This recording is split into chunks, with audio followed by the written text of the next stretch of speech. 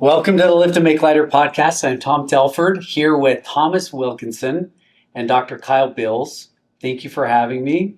Yeah. If you don't mind, Thomas, why don't you introduce where we're at, why we're here, and then a little of your background, and then we'll let Dr. Bills spend a little bit of time describing who he is and why he's here as well. Okay, I'm Tom Wilkinson, like you just introduced me. I'm the CEO and founder of Neuro Nova, and we are here at the Nordic College of Osteopathic Medicine here in South Provo, and we're just here to talk about some of our new technology. And Cool. Here's Dr. Bills. Go ahead. I'm Kyle Bills, so I am the Associate Dean for Research here, and then Professor of Neuroscience.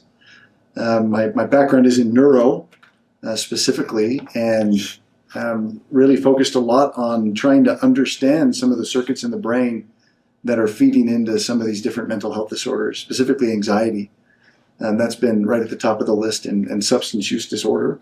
And then my side passion lies in chronic migraine and trying to understand how we can derive better interventions to deal with some of these chronic disorders. Yeah. Thanks for having us. It's great to be here with you.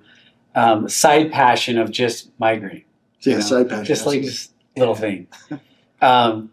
It's cool to spend time with both of you because LÉVO as an organization is committed. We are known in the podcast to lift and make lighter.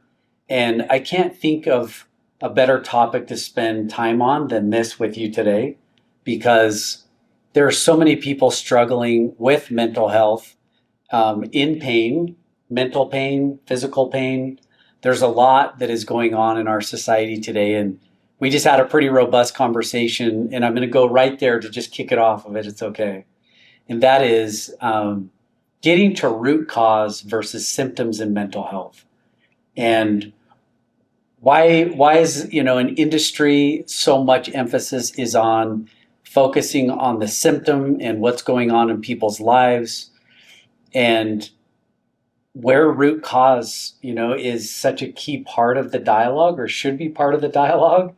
There's a lot of directions that we can go on this, but Dr. Bills, if you don't mind to just kind of kick it off and describe maybe the historical context of why such a focus on symptoms, in your opinion, versus getting to root cause and what's going on that way. Yeah, I mean, boy, that is a tough question, but I think symptoms are, to some extent, easier because you can usually quantify and objectify a symptom, and you can measure a symptom, and then you can treat a symptom, and then you can bring it back, and it allows you these kind of clean buckets of, okay, I fix this, I fix this, I fix this. The trouble is that the symptoms don't always add up to cure. In fact, we talked about just a pharmacology professor I had years ago who would start every semester by pointing out that medications, with few exceptions, medications were never designed to cure disease. Medications were designed to treat the symptoms of disease and allow some space so that the human body doesn't pass away, and you can provide this space to try to find health again. Yeah. But the medication wasn't designed to provide the health. It was designed to provide the space needed to find the health. And so that, I think, is a key, really key philosophical point to how we got to where we are. And we have a philosophical belief that the body is a self-healing organism. If you cut your hand, you don't necessarily need a medication for it to knit itself back together. We were programmed to heal in some ways. And so the challenge often is trying to figure out what it is that's blocking that innate ability that the body really has to heal itself. So I think that's just a key philosophical point of that the body is it really wants to be healthy. Yeah, I believe that. My own story would tell me that is true. That when I really focused on root cause things and allowing, whether that be my inflammatory, response, allergies, food, other things in the environment, when I've allowed my body to be in a, you use the term homeostasis, or being in this environment where the body can truly not fight me, my food, my whatever, if it's really in a state where it can focus on rebuilding itself, it does, and it has. And I've seen in my own life that occur. I think that a lot of people are struggling in the mental health space today with this philosophical question of, am I going to get better? Or am I on meds forever? Or am I on this, regimen, whether that's medication or therapy?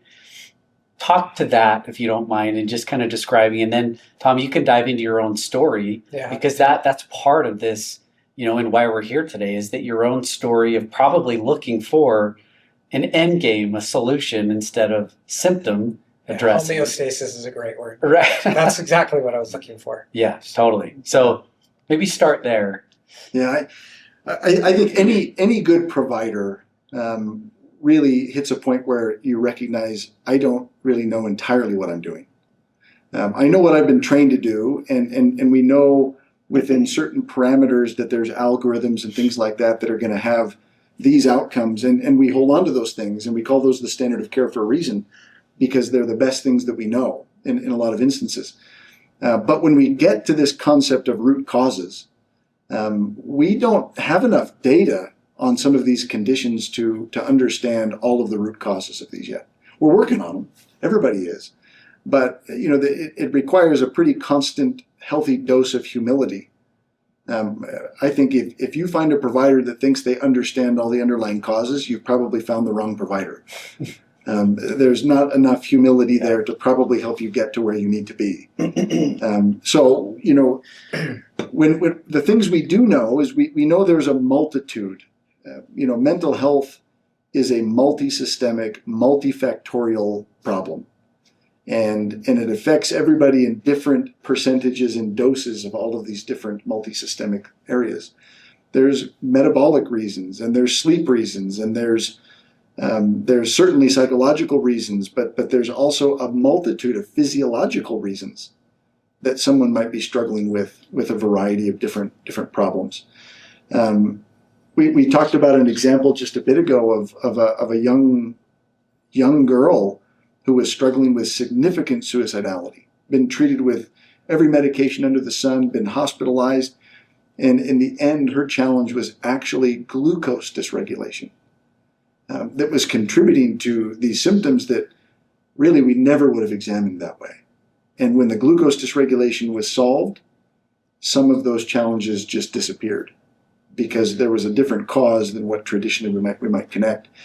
And so, with this technology that we're going to talk about today, it's getting at one of those aspects of cause, one of many aspects of cause that can be an underlying reason why somebody doesn't take the next step and get where they're trying to be.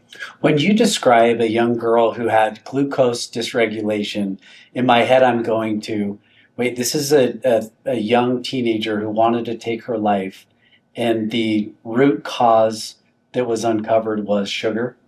Sugar. She had fluctuations in blood sugar unrelated to her food intake, which suggested back to a problem in a certain part of the brain that we call the hypothalamus.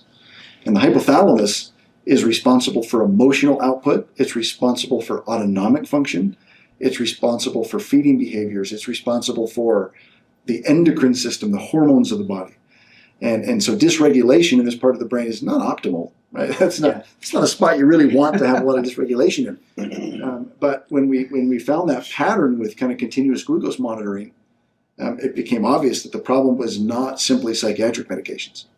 There was a physiological problem that was occurring, and it needed to be dealt with as an underlying factor. Yeah.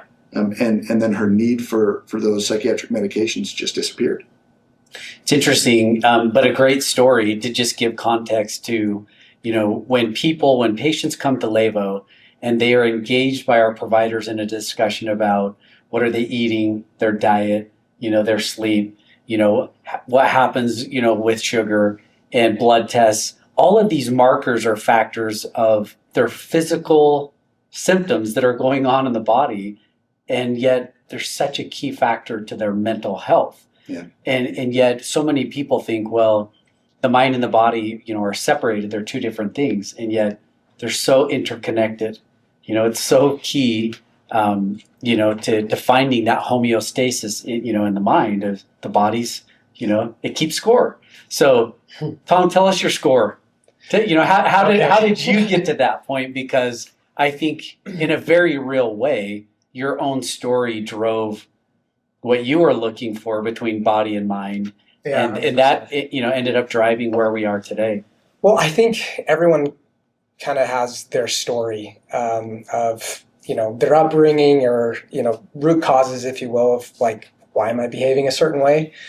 My upbringing was not the normal upbringing. My dad had mental health challenges that impacted our family in really negative ways. He was bipolar and physically abusive, and it was just tough. And not something I love to talk about publicly, but it's real, it's reality, and that's what we went through.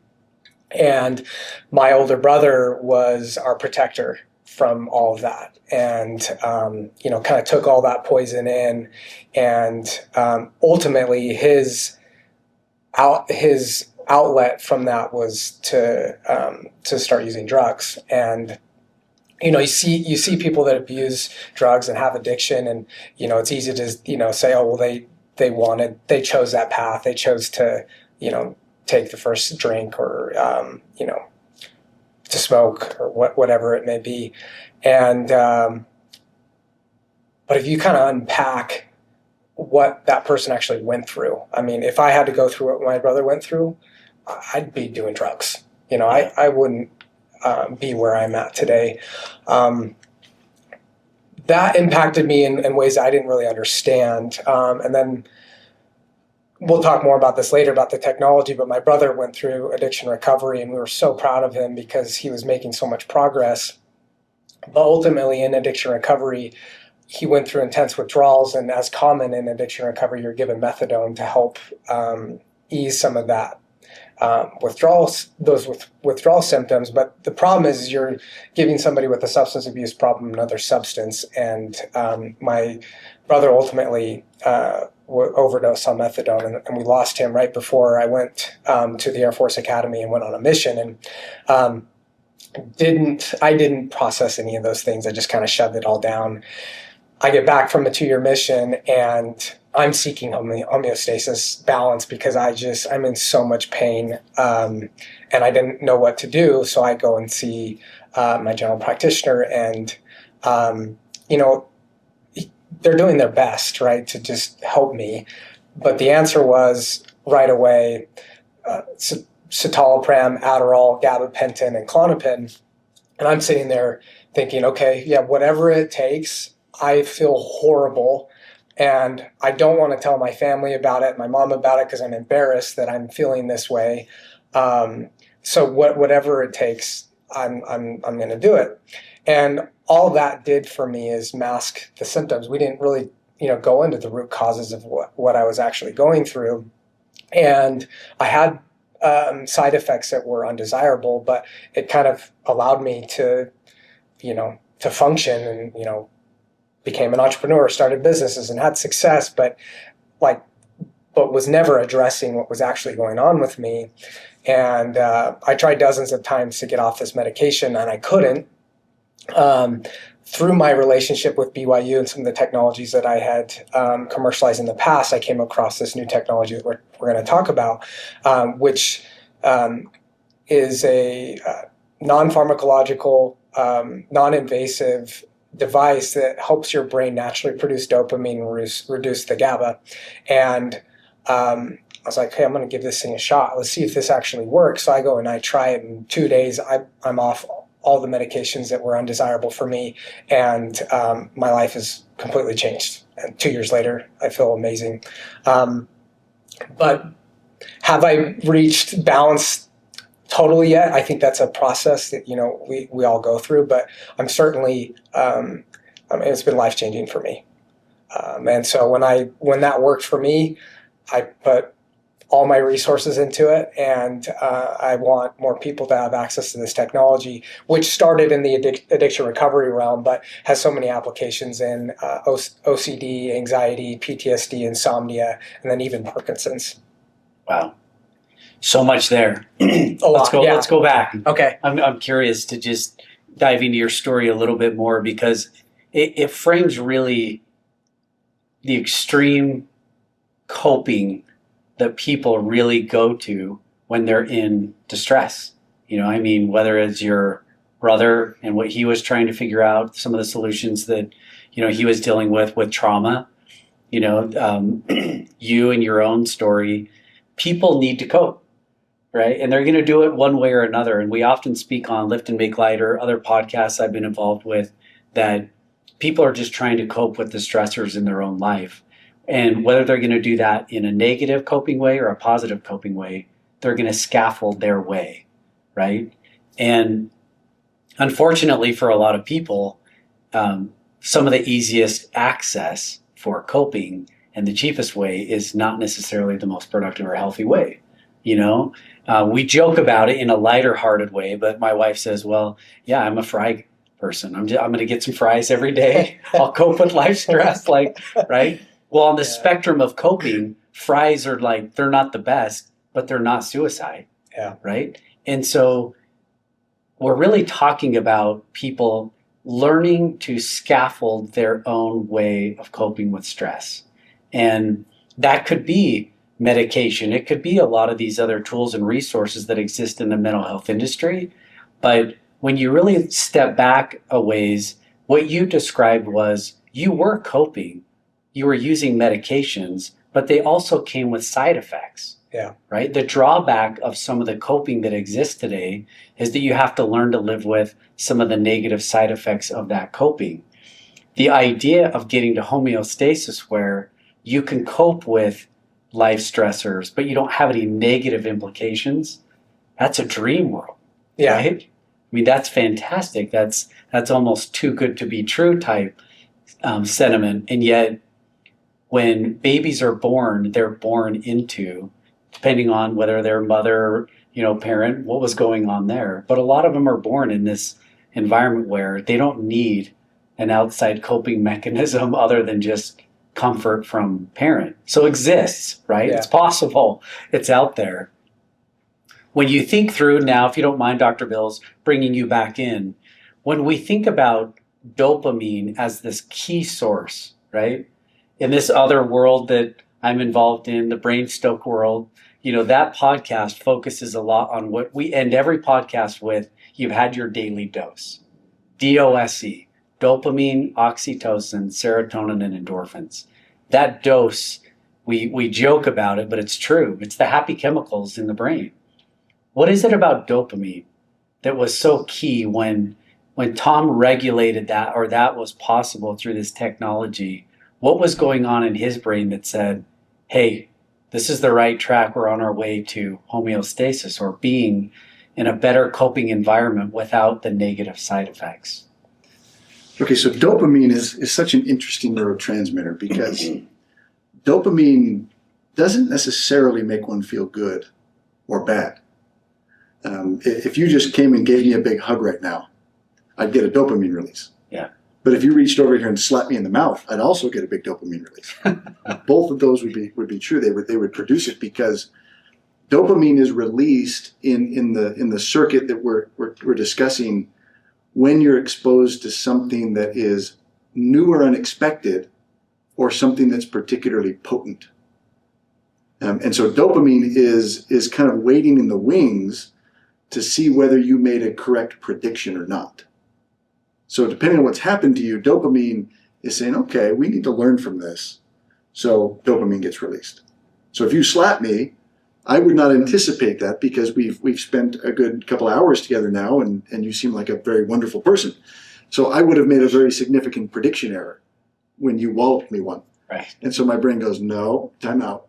This was incorrect. Wrong judgment. Yes. So Not a cool guy. yeah, not good. Threat, right? Right. So dopamine gets released, and then my brain is going to be primed to change when that dopamine gets released. So it's a learning cue and a reinforcing cue that happens in the brain. And there's a few pretty critical brain regions that are involved in this process. You've got part of your prefrontal cortex that is the part of your brain that ideates. It ruminates, it iterates, So when I'm laying in bed tonight thinking about how you slapped me, my prefrontal cortex can create an entire universe that I can live in while I'm just laying in bed thinking about that horrible experience. And I can live an entire lifetime. Worlds without end can be created in my prefrontal cortex. It's a pretty uniquely human part of the brain.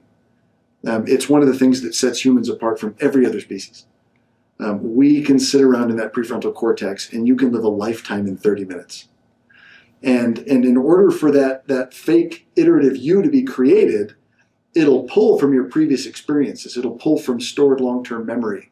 It'll pull from the emotional context that you gave it. And that will provide this lens through which you're going to look, and this prescription lens will change what you see on the other side. And that's the fake you that you create and let live out in your mind. And dopamine is that cue that helps you change the prescription a little bit. It primes the brain so that you can change the way you interpret those things that are happening around you. So if dopamine is used poorly, you can actually reinforce all the terrible things that you don't want to ideate and ruminate about. And if it's used appropriately, you can change that prescription lens so that you literally perceive the world around you differently. And so, when Tom sits on a medical device that increases dopamine levels, it primes the brain to be able to change the way that it's interpreting data points that are coming in a way that's more positive and contextualized. It's brilliant. There's so much going on in that description. So I just want to ask you, because these are terms that are often utilized right now in social media, you hear influencers speak of it. Is this the process of neuroplasticity? Is that what going on? Is it creating an environment where you are either going to scaffold positive, right? Frontal cortex, what's going on, and embrace and create habits that are positive or negative, right? I mean, if it's drug abuse or those things, that is also occurring, right? I mean, you can have a dopamine hit and what you're storing is the attraction of the substance that you were abusing. And so, I mean, you're capturing that image too, right? Of either coping positive or coping negative, yeah, and storing it. Yeah, for sure. I mean, if you give someone electroconvulsive therapy, you're going to cause a big dopamine release, but you're going to contextualize it to electric shocks. So you're definitionally going to be limiting where you can get. Now, you might be at a spot where that can take you is way better than where you started. So it's not a commentary on whether that's good or bad. Yeah. But it's all contextual. And so neuroplasticity really is just the description of saying that the brain circuits can change.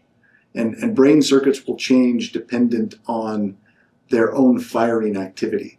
So you have nerve A connects to nerve B, which connects to nerve C, which has 1,000 other nerves that are influencing them all around there. And the more you make that circuit fire, the more efficient it will become in its firing.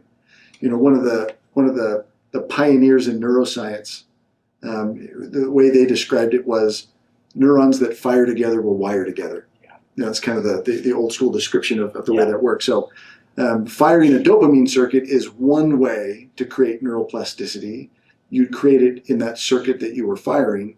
And it happens that the circuit that's dopamine dependent is one that's very involved in these mental health disorders that we're discussing.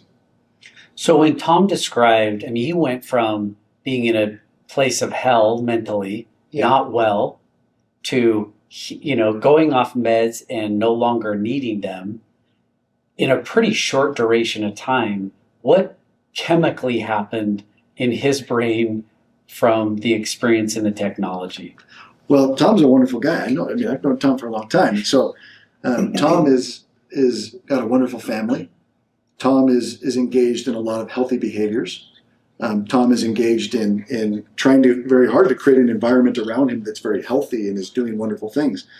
And so if you've got a circuit that is consistently leading you into negative kind of thinking and rumination, but you've got an individual engaged in a lot of good, healthy lifestyle habits surrounded by wonderful people and then you create a dopamine release in that brain, you're going to start to change the way that they're interpreting those things around them. And so now you've got the beauty of what's around Tom that's beginning to supplant the predictions. And dopamine kind of aided in that process. Whereas the brain will kind of get stuck in a rut because of previous experiences.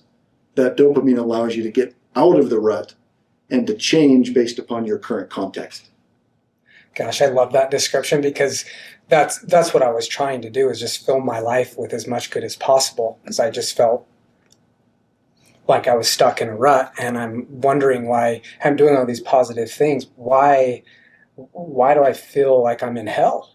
And when you're talking about like it changing my perception of the way I saw the world, that's the perfect description of what happened for me. Is all of a sudden I'm seeing the world differently, and yeah, it's beautiful. Was there a point, Tom, when you think about your own story and your journey where, I don't know, I'm picturing like this hustle for goodness, right? And the fatigue of just, I'm doing everything I can and nothing is working. I mean, there's a point in the mental health journey where I think a lot of folks kind of resign to, I'm just going to be this way forever. I'm going to need to be on the meds. I'm going to need to kind of stay in this, in this environment that they've created, because that allows them to at least cope. So, I mean, where were you at, or where did the technology actually come into play for you, where you're like, hey, I've heard about this, or I want to try this? And I mean, what was going on at the time where you said, I'm going to try this in particular? I think that this is, for me, I'm a spiritual guy, so I think this was definitely, an answer to prayer. It's something I was searching for, and I desperately wanted a different solution. And when I still remember going back to BYU and in the Swicket building. This was like 5 years ago. A long time ago. And they were still experimenting in rodents at the time, and the technology seemed promising, but they still had a ways to go. And I remember having, a particularly rough day, and my partner, Corbin Church, gave me a call and he said, hey, Tom, I think this technology is ready. Like, it went through NIH trials and the data looks amazing. I want you to be a part of this. Come try it. And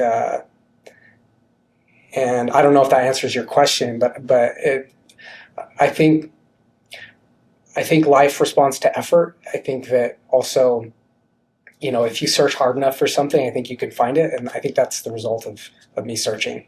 So say more about that, just so that people kind of understand, like, how is the technology born?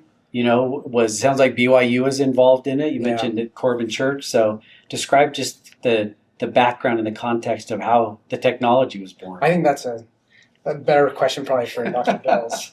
Well, I've got a lot of really boring answers to that, and you can stop me. I'll try to not be boring with some of this, but some of the early ideations came because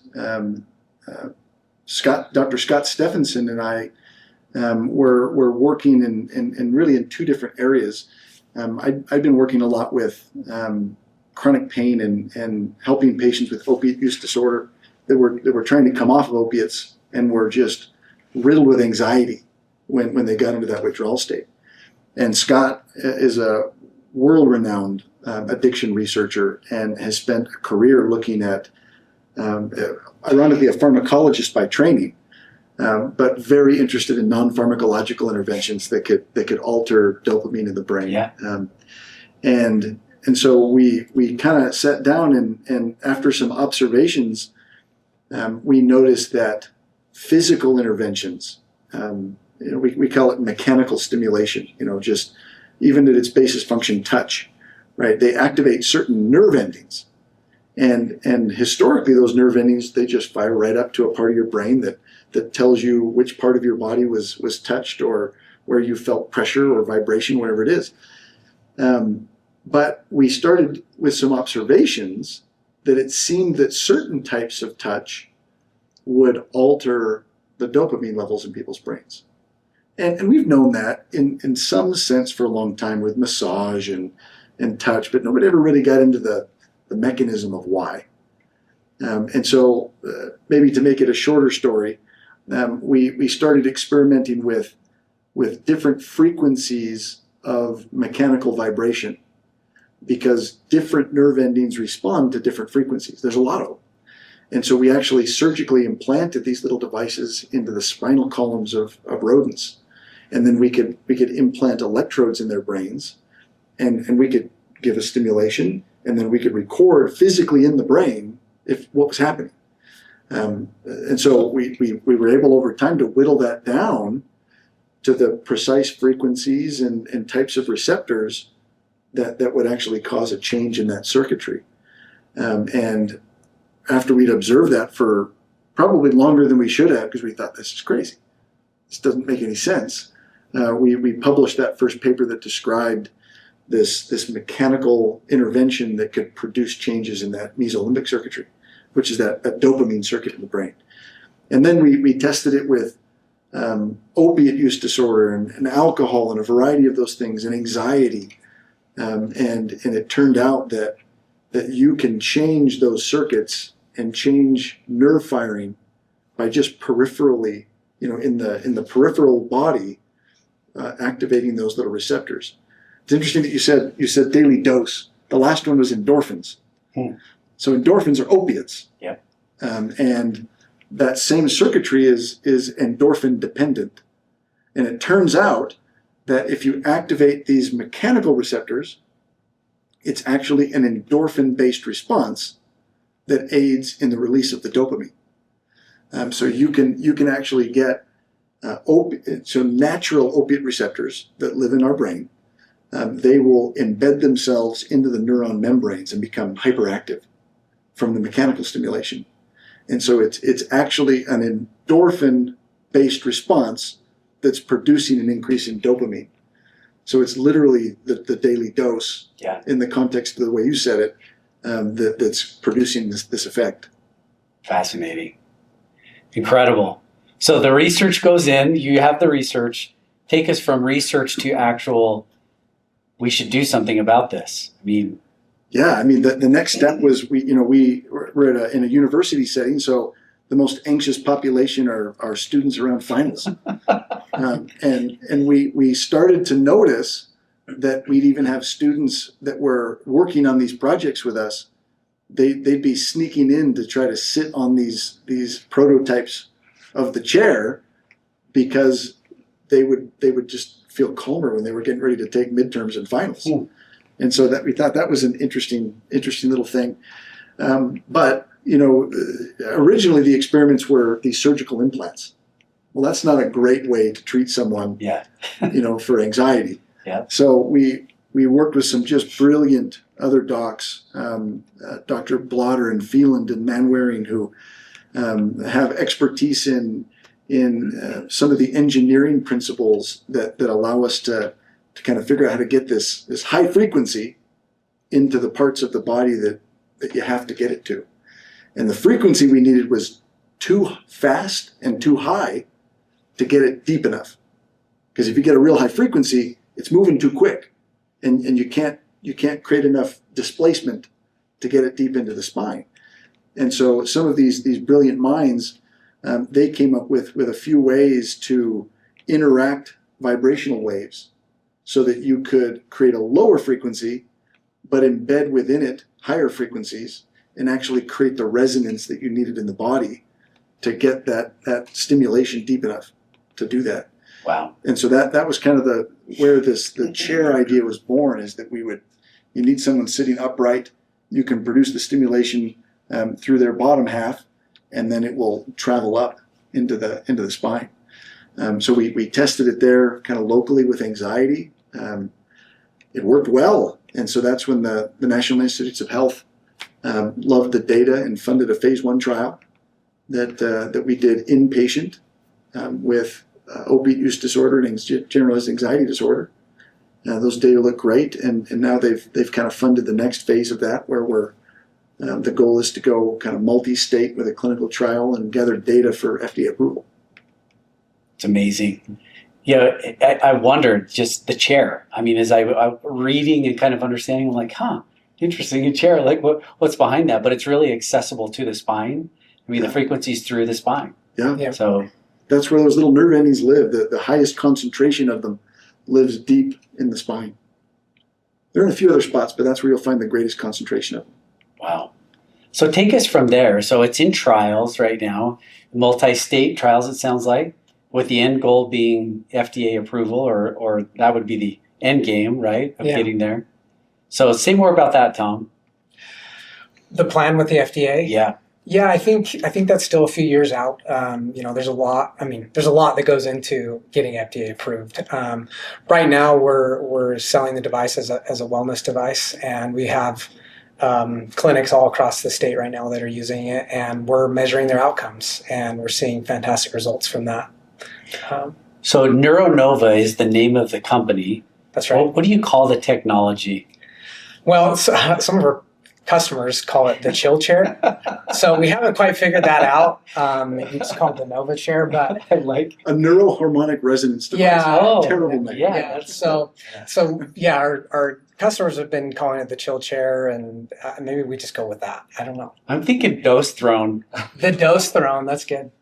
So that conjures up other images. Oh, that's awesome. I mean, it's kudos to everybody involved in looking at the technology and landing it in a spot where it can be successful. When you look at the implications of people who have utilized it, Tom, your own story, the way that you've described it is that it puts the brain in a state where it's not solving it, it's not, fixing the root cause per se, but it puts people in a state where the other things that they're working on and the other tools, whether that be psychotherapy, whether that be other medication, it puts the brain in a state of being more effective. So is enhancement, is that the right term, or how would you describe that, the state that the brain becomes, I don't know, more pliable, more healable? You want me to grab that, or you want? Yeah, well, for me, it's a 10-minute session, and so around minute 7 is when your brain is starting to produce dopamine, and my experience with it is after I'm done with the session, it's almost a night and day thing for me. My wife says I'm a different person after it. Like, I'm just chilled out, and everything kind of slows down. And then after that, I try to, do habit stacking and, exercise or read a book or, do meditation, things like that. So that's my experience. Your turn. Yeah. I always kind of think of it as it sets the stage for whatever you're going to do next. So we've got some clinical environments that they'll use it and have someone sit on it before they'll go into session.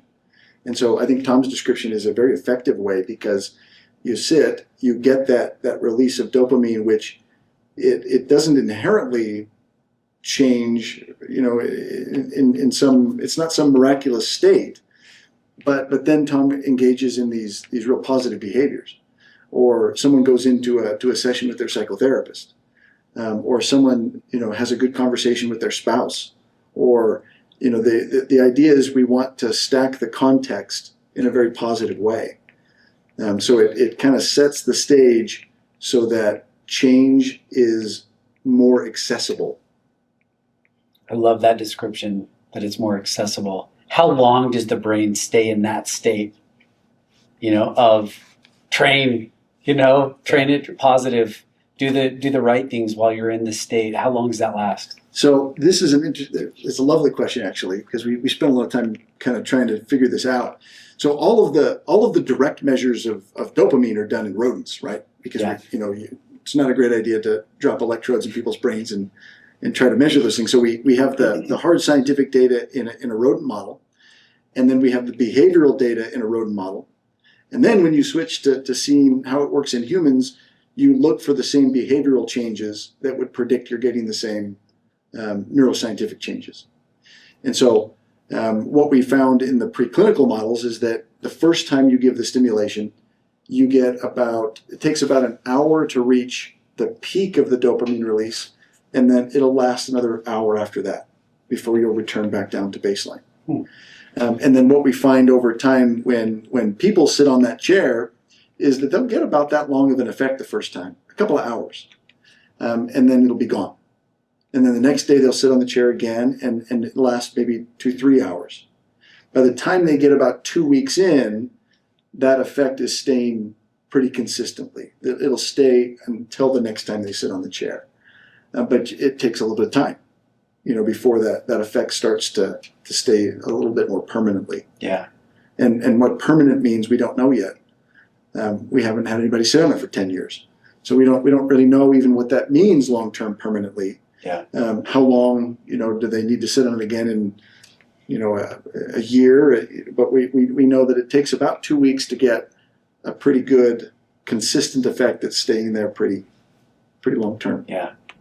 I'm picturing my wife and I each taking a session and then really getting into the tough issues. Yeah. Wait, stop, go hit the throne, and then we can dive into family finances, just like, let's just get our brains in a good state. Yeah. Joking aside, but I mean, that's amazing, really, when you think through what the implications of that could be. What are they? When you think of the topics, anxiety, depression, OCD, ADHD, I mean, I'm thinking of the young child struggling in school. That's my story. I mean, I was definitely the kid being pulled out of class, went to tutors. I mean, my story is an ADHD story of hating school. What are the implications on these other mental health, not just, suicide ideation or addiction, but these other mental health challenges that people are facing? I mean, what have you thought up as the capabilities that this could have on these other issues?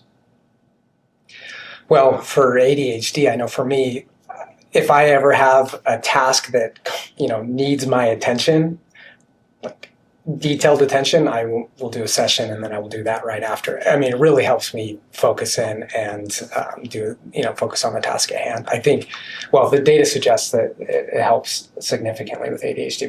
Wouldn't you say?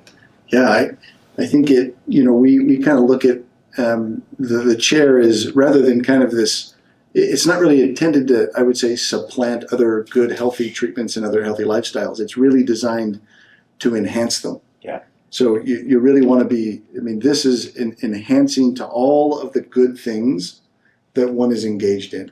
So if one's engaged in good, healthy lifestyle habits and they're seeking good treatments, this is designed to make those even more effective, as opposed to simply replacing them all. You got to engage in good, healthy lifestyles so that this can enhance those things that you're doing. Yeah. That's so key, and maybe we can end on this topic and share as much as you want on it, but I think it's important for people to hear us describe there is no one solve in the mental health space. But it sure seems like in my own journey, in my own family, that when we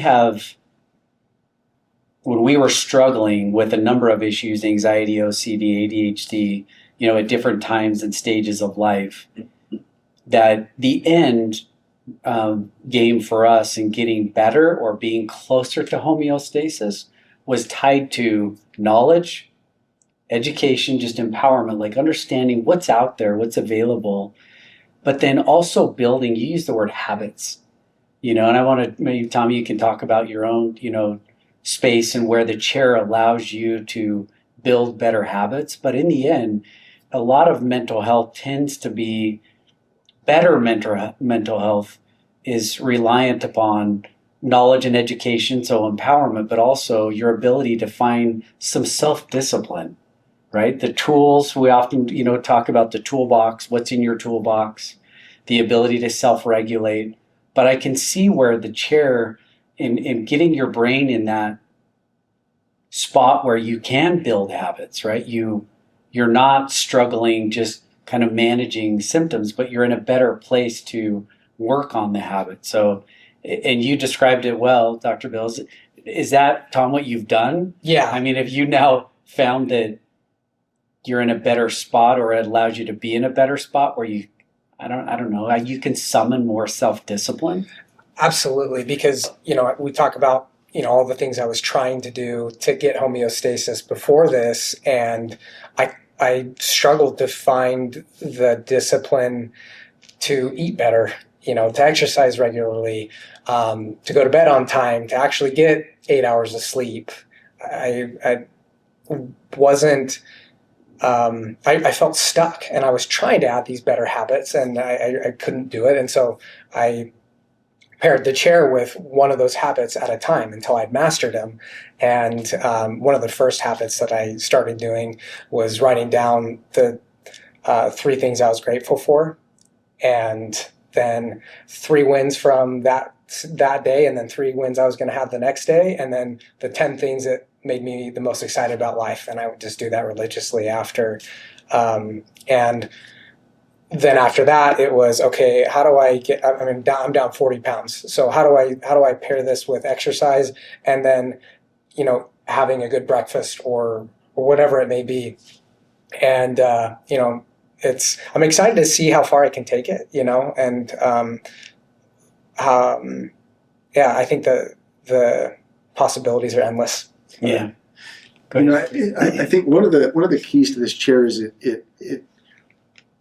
we're trying to create a healthy relationship with change, because there's this balance between acceptance and change, and our brain was actually designed to strive.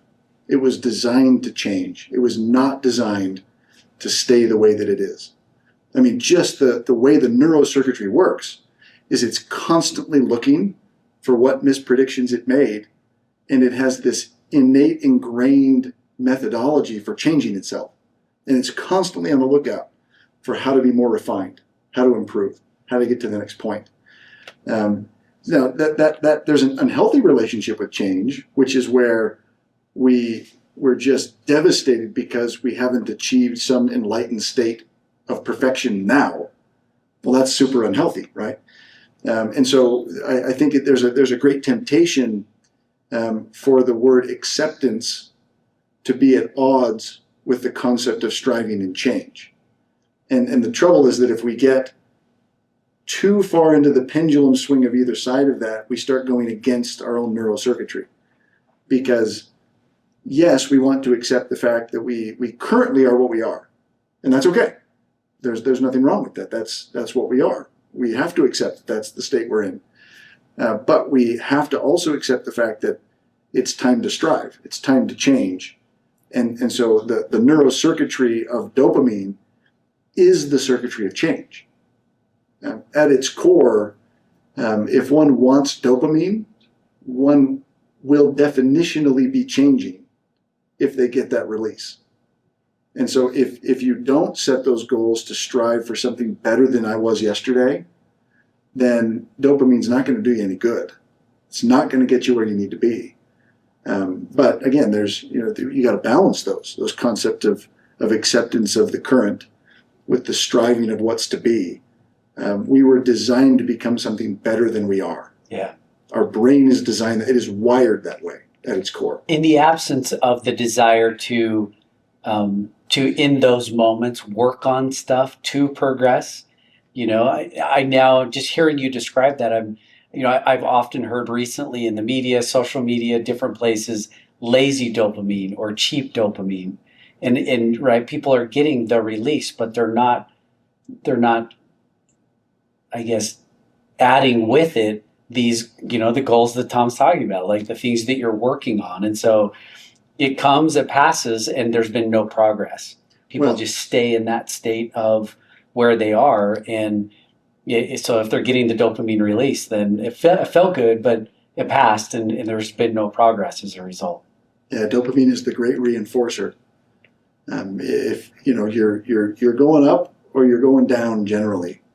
And yeah, if you get into the death scroll spiral of whatever your toxin of choice is going to be with that, then yeah, you can simply reinforce a downward spiral for sure. Dopamine will do that. It is not inherently good or bad. Yeah. It's change. Zooming out before we end, I'm curious, just from your perspective, when you look at the world in the broader sense now, social media, what's going on, this massive tidal wave of mental health, is that what's gone on? The cheap dopamine, the lazy dopamine that people are in scrolling? Now, I don't want to blame the phone necessarily, but is that part of what's going on? Is that there's masses in this decline? Dopamine to them is not progression, it's just reinforcing, stay where you're at. Yeah. I mean, it absolutely contributes. I don't think it would it doesn't have to be a terrible thing. I think a broader problem would be the lack of purpose that accompanies it. So the brain, I mean, okay, here's the horrible, terrible arithmetic of dopamine for a moment. If you make a positive prediction and you get your dopamine release, and then you make a negative prediction that ends up in you embarrassed, that's about 10 times more potent than the positive prediction. So you need about, and these aren't exact, but you need roughly about 9 or 10 good experiences to equal one real negative one in terms of kind of the impact dopamine has on prediction and change and things like that. And so our minds were very much designed to be focused in on something that provides long-term purpose and meaning. Something that is solid and unchangeable, that you can base your predictions on, is going to be absolutely essential to navigating what dopamine will do in the brain. And generally, when someone has that long-term purpose in place, there's resilience to social media and some of those, these other things that kind of come at us. It's the wishy-washiness of lack of purpose that tends to make dopamine become a shaky companion. It's an awesome description. I've never heard it described that way, but I can see it. I can see it all around me, actually. In fact, I can see it often, even in the description of those who LÉVO serves. They will often come in, and the first question that is often asked by a provider, tell me what brings you in today. I just don't have any purpose. I just feel a lack of mission in my own life. It's fascinating. Yeah, I think it's why inherently most people have a sense of spirituality.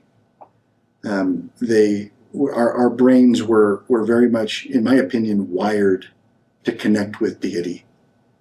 Something that's unchanging, something that one can set their purpose on and set their compass by.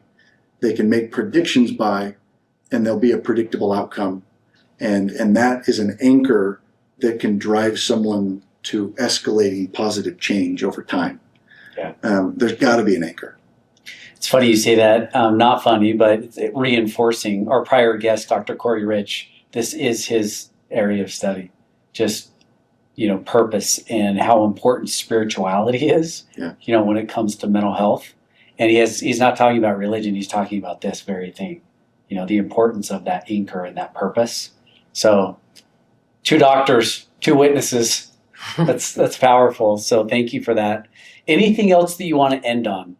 Any last message, Tom, that has not been said that you would love to say? No, I think we kind of pretty much hit everything.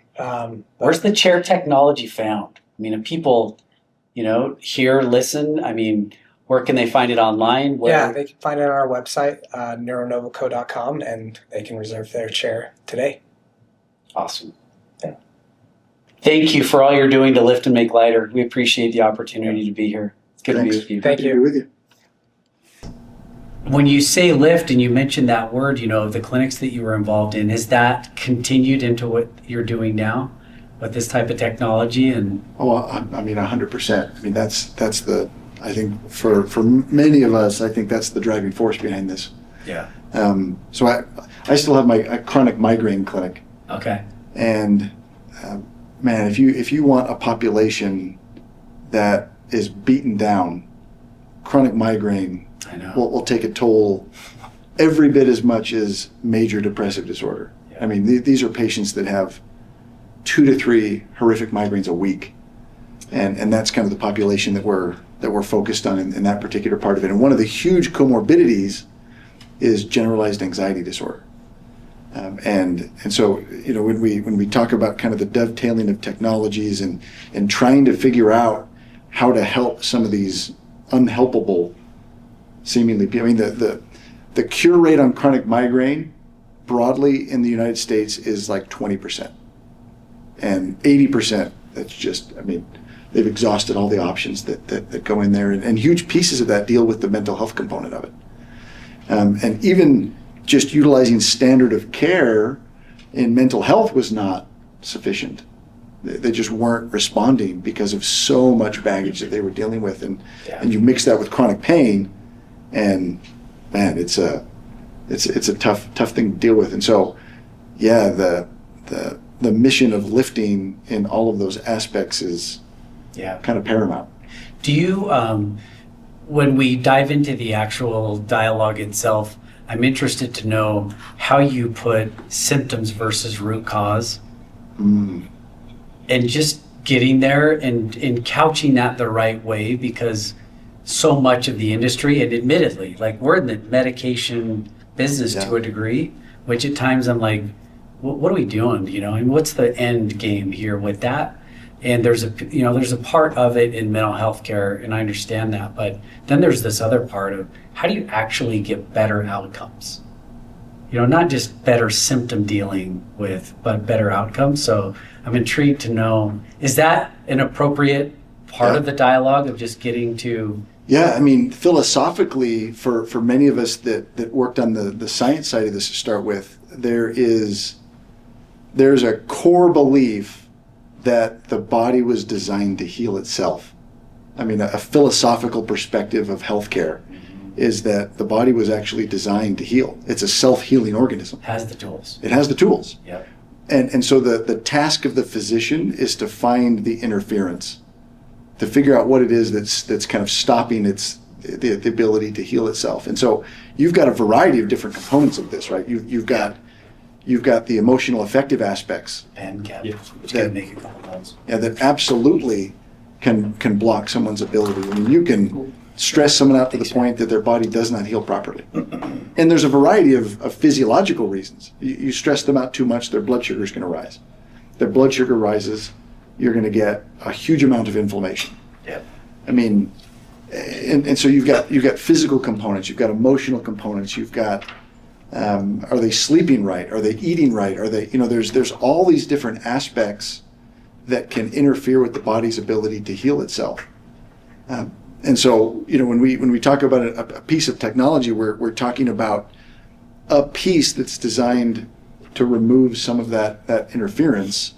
But it's in the context of all of the things that can provide that interference. And I think that's one of the challenges in healthcare, is that because everyone is so specialized, it's easy to lose the bigger picture of all the aspects of their health that are blocking their ability just talking to heal. about that. Totally. Yeah, and in medicine, it's all the time, right? That's, everybody goes into their subspecialty.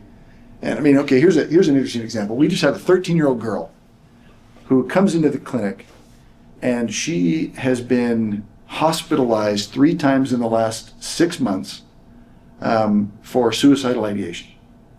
And she has positive immunological findings in her lab work. She's got a positive ANA, which would suggest an autoimmune disorder, and just a variety of other things going on. And she's been treated with psychiatric medication, she's been treated with cognitive behavioral therapy, she's been treated with all kinds of stuff. And now they're exploring biologics to treat autoimmune disorders. And when we sat down with her, it became apparent just in the conversation that she had some significant family history of glucose dysregulation and symptoms of fluctuations. So we put a continuous glucose monitor on her, and it was the wildest roller coaster I've seen in a long time. And so when we sat down with her, it was, you don't need more medication. You don't need more talk therapy, actually. We put her on a very strict diet to balance out blood sugar levels. And within 3 months, she was subclinical for anxiety and depression, suicidal ideation gone, and her immunological findings were now clean on her blood work. And the problem was a glucose dysregulation. And so, I mean, this is one of those challenges, right? Is we get so focused because when your clinic is a hammer, everything has to be a nail. And it really doesn't matter the discipline. The problem is that we're just not integrating examination of the whole person into any of our clinics. This is not a criticism of any industry. Mm-hmm. It's actually a criticism of the insurance industry. if we really get down to it, I think that's a lot of what's driven this 100%. Is that it's for survival purposes, it's caused clinicians that don't want to do it this way to be forced into doing it in a way that actually is not really in the best interest of a patient. Because you can provide them care, but it's going to take you an hour and no one's going to pay you, and then you can't treat patients anymore. So you just, for a lot of them, they just don't have a choice. Yeah. Fascinating industry. Okay. That's helpful. That's probably a tangent to what we were talking about. Sorry. It's not. What would the ideal outcome be? I mean, in coming here, we want to tell the story and what you're doing to lift. So, I mean, when you think about it, an end game of what the ideal today would be, it would be giving some context and background of who you are and what you're doing, the technology, and then obviously talking about the implications of it, right? The good stories, the outcomes that you're seeing with the technology. What else would be helpful? Whatever you want us to talk about. Well, that sounds great. Well, outcomes, right? Yeah, I mean, that's the goal. Outcomes. This is new technology that is driving outcomes that you all have. Yeah, from the perspective of the technology, I mean, it's another lovely word, because the point of this is that it doesn't supplant anything that's currently happening. It isn't really designed to do that. It's not designed to replace things that are going on. It's actually designed to enhance. When it's integrated into an already semi-effective or effective workflow, because of the way it works scientifically, it's designed to simply prep someone's mind and brain so that they can more effectively receive what's being given to them by good providers. So it's designed to lift the interventions of others. Really, at its core, it's not. I mean, it's designed to work with others and enhance outcomes, rather than become just its own silver bullet. Yeah. Yeah. I mean, some people respond very well to it in isolation, but it really is designed to be helping those that are on the front lines, to give them another tool and to make what they're doing even better. Okay. That's good to have that just contextually. How would you like to describe the organization? Is it Neuro Nova? Are we saying, I mean, is that front and center that way? I mean, that's a good question for him. Sure. I'll just talk about whatever science want to talk about. He has that side of it. Neuro Nova's great. Yeah. Yeah. Anything else that way as an organization that you want to shine a light on, or what you're trying to achieve? The eradication of mental health problems. Okay. Yes. That's not too lofty, right? No. That seems pretty Simple goal. Yeah, simple. Not at all. Give us a year. If you have a I mission, think the ultimate mission would be one day helping patients just get better, permanently, right? Yeah. The trouble with what we see in talk therapy and, up until this point is you can be a patient for 30 years and not get better, right? How do we help the talk therapy be so effective that, or whatever the intervention is, so that people are done going Yeah. to see a therapist, right? That's a long ways away, right? I think that would be the ultimate goal. Well, and I think, because of its non-pharmacological, non-invasive nature, one of the goals is we want to help transition people to independence and away from dependence. Any intervention that is a permanent intervention definitionally is not ideal. We want the body to function in the state it was intended to function in. And so really one of the cores of the device was that it was designed to help to set the tone of the brain such that it can change and change into what it's an independent state. And so the goal would be to help people move away from medications and then to transition into a state where eventually they don't need the chair and they're independent and functioning on their own without the permanent need for symptomatic alteration of the system. Okay. I love that. We talked before, and a lot of our providers, and Tom kind of mentioned this a long time ago, is LÉVO is a prescriber of ideas. And oftentimes we're trying to get people off of medications that they've been over-medicated by general practice or wherever they've come from, or they're averse to medications. And so what other tools can we offer? And our providers are awesome at that, of assessing the full biological system that you talked about. I understand you don't want to jump into meds. That's okay. We have other options. And to be able to go into somewhere, like I don't love taking medication. I was very kind of averse to it and took them for a bit. And as soon as I felt better, I was like, done, I'm out. And it was like, that was still not a good move. Like there was a process for it. Right. But if there was another option that said, hey, here's this option, here's the background, and here's the plan for that, or here's this option, here's the plan for that. That's additional tools and using these frequencies. I've heard so much recently about frequencies, and it's really impressive stuff. I had an amazing pharmacology professor years ago, and he would start every semester by saying, with the exception of antimicrobials, medication does not cure disease. It covers up symptoms. He would start, and he wanted to set the stage for everybody who was going to be eventually prescribing these medications, say that is not what it does. It doesn't cure disease. It covers up symptoms, and it's designed to prolong someone's life when there is a peril that it might end. It is not the source of health. That's fascinating. It doesn't produce health. Totally. It's designed to bridge and create some room to create health. That's kind of the idea behind these medications, and we've kind of lost that a little bit. We've somehow shifted culturally into the sense that, I've taken these meds and now I'm healthy. All my labs look normal. And you're like, no, that's not what that means. That means we found a recipe to prolong life. Yeah, you mastered it. But we've created a window where now we can try to find health if we do this right. But we stop and we say, okay, the labs are normal. Okay, we're there. It's like, I mean, I'm very grateful for that particular Dr. Woolley. Great man. Yeah. Bruce Woolley. But he started every semester, every new class. It was, don't get the wrong idea about medication. It's not what it does. It's awesome.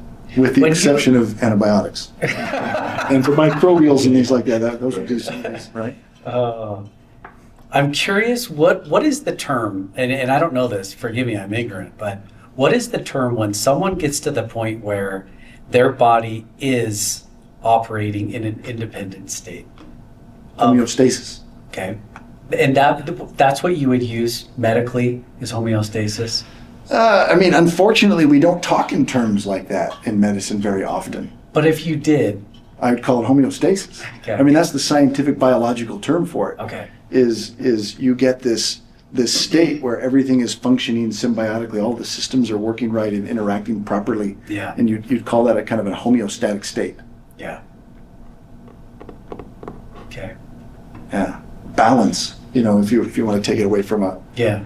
So think of the listener, like every time I record, whether Lift and Make Lighter or Brain Stoke, which is another podcast that we do, I always think about who is listening and how am I going to speak language that ultimately can scaffold them into this deeper conversation where they are then prepared to be like, oh, I now get it. Versus if we talk scientifically up the front, right? In the first 15 seconds, they're going to be like, where's freaking Joe Rogan? Like get me out of this, right? Where's the next, scroll, Joe, do you know what I mean? And yet this is so freaking important, we're about to run this whole billboard series right now that Kevin's working on. And the goal is just to get people to see a message and go, oh, I should probably stop punting my mental health. Seriously. The stigma's crushing people, Okay. families, all the time, right? Well, even down to the very language of medical providers turns people off. And they're brilliant. Like, you're brilliant. I can already tell, like, you know your stuff. But how do we get mainstream people being like, no, that's what I feel, and that's what I'm seeing, and those are my symptoms, and what do I do? Homeostasis sounds awesome. I love incredible. Independence. That's, I mean, my own story is like, to be frank, like almost anti-Western medicine for so many years, because every person I went to was like, mask, do this, symptoms, instead of root cause, which is like, that's why I asked originally, like, can we talk root cause? Like, you know? Yeah. So how did the terminology though become so important?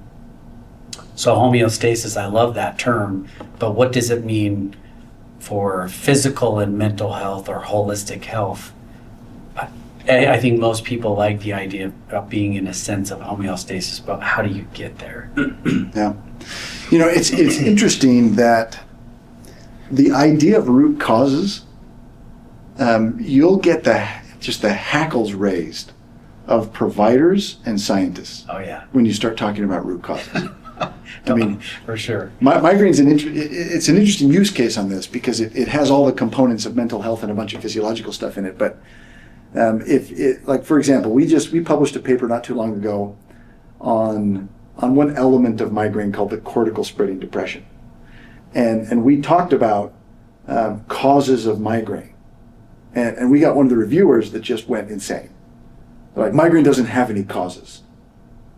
That was literally what we got back in this review, and that is an accepted comment to make scientifically, by the way. Oh yeah. Say it doesn't have any causes. There's no cause. There's no cause. And you sit there in a Isn't that one of the first laws of cause and effect? I know, but a logical person goes, "What do you mean it doesn't have any causes? Like, I don't even know what that's supposed to mean if you boil that down to a point." Born with. Yeah. But it's like saying, but even if they're born with it, not everyone's born with it. Clearly, the natural state is not to be born with a migraine disorder. Clearly, the natural state isn't to be born with anxiety or depression. And so they say, well, depression doesn't have a cause. Or it doesn't, anxiety doesn't, but providers will talk about it this way. And I think in part it's a defensive mechanism, because what they really mean is we haven't been clever enough to figure out what it is that's doing this. And so we're not going to talk about causes, because I don't have a solution to offer a patient. And if I talk about causes, I'm going to get out of my depth real quick. And how am I supposed to do my job? I don't think nobody will say that. Mm-hmm. But that's the reality, and all of us hit that. Absolutely the reality. If you're an honest provider, then you hit this point of self-reflection where you realize, I don't know what I'm doing. Like, I don't really know the causes of these things. I have this much information, and if I stick to the algorithms, then I can provide this standard of care and it's safe. But it's a tough business, because we straight don't have the answers to a lot of these questions that are clearly pressing, that are taxing people and societies and families and individuals. But causes is a difficult word for a lot of people. It is. And then especially right now in mental health. And if you do identify a cause, well, then you got a whole nother problem that you're trying to deal with, which is nobody wants to be stigmatized. We already talked about that. And there's a stigma of just the broad strokes of mental health problems. But then there's the stigma of actually finding a cause and being forced to deal with it. And people don't like that either. It's a tough space right now. Because nobody wants to be confronted with their own shortcomings. Everybody wants to be accepted for what and who they are. And that's usually a terrible recipe for fixing a mental health problem. Yeah. But if you move into a different direction, better buckle up. Yeah, acceptance is the way right now. Like, just figure out a way to accept yourself. I mean, and unfortunately and fortunately, the phone is number one, right? Just kill the phone and mental health problems get better. And it's like, it's not necessarily that easy. No, the phone's more like gasoline on a fire, right?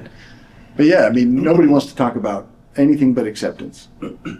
Like, that is absolutely where we are for a bit. We're at a pendulum swing of acceptance is what this is, and I am what I am, and you just need to accept it. And he's like, well, it's a recipe for a long, hard life. Yeah. I wouldn't have been very, very long had I taken that. Nobody that's maintained a marriage or relationship for anything longer than a few years has ever ascribed to that philosophy. Yeah. Just accept me. Except for when I am like, yeah, that's not going to work Yeah, out. that doesn't help. No. I've tried several times. Okay, I think we're good. Okay. I think we can have some pretty good dialogue. Yeah, You guys ready for this?